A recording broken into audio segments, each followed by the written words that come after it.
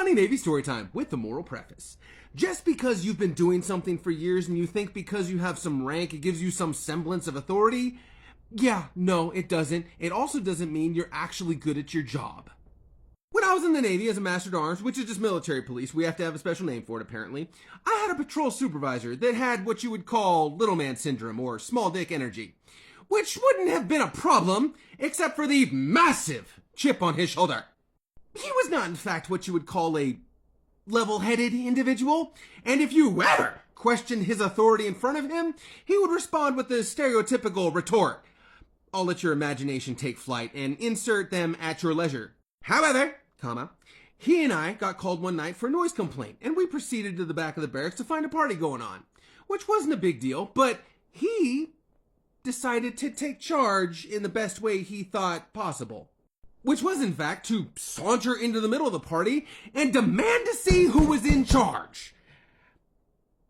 It's a party. There's nobody in charge. But there he was, standing in the middle, wanting to see the highest-ranking individual.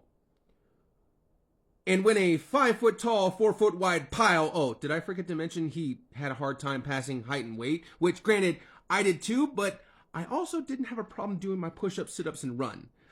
But anyways, when a 5-foot-tall, 4-foot-wide pile demands your attention, what do? You ignore it, and you turn the music louder.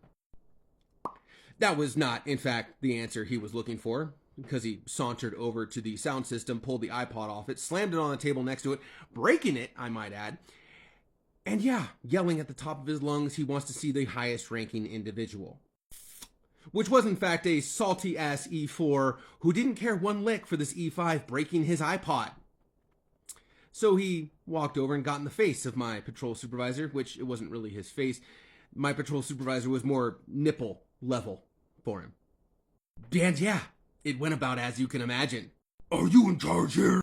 "Yeah, you got a problem with it?" "Well, you need to turn this fucking music down." "Seems you already turned it down, brah." "I'm not your brah." "Well, it looks like you need one, huh?"